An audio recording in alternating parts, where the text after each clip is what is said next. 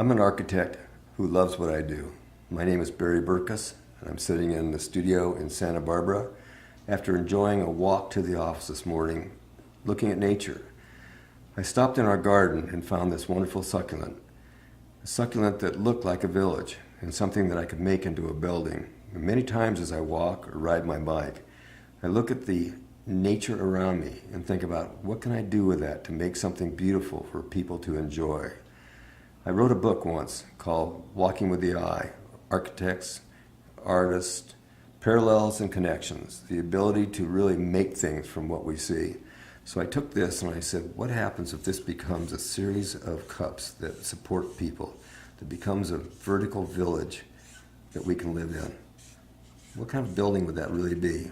And I looked at the stem and said, if this became places where people could start building, or people could live on each one of these levels, it becomes the same thing that I'm looking at in the plant.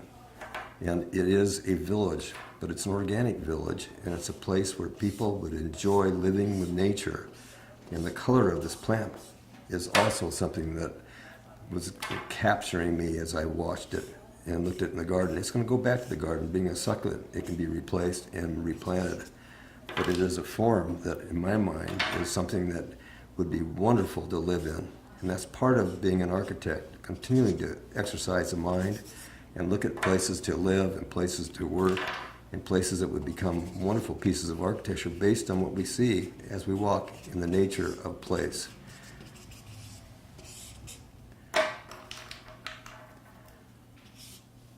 The hand continues to move the idea to paper, continues to make something that is wonderful, because in a computer, you can't overlay. You can't look at what you did in the past and see how it developed to something that might be better, or you might even throw the underlay away.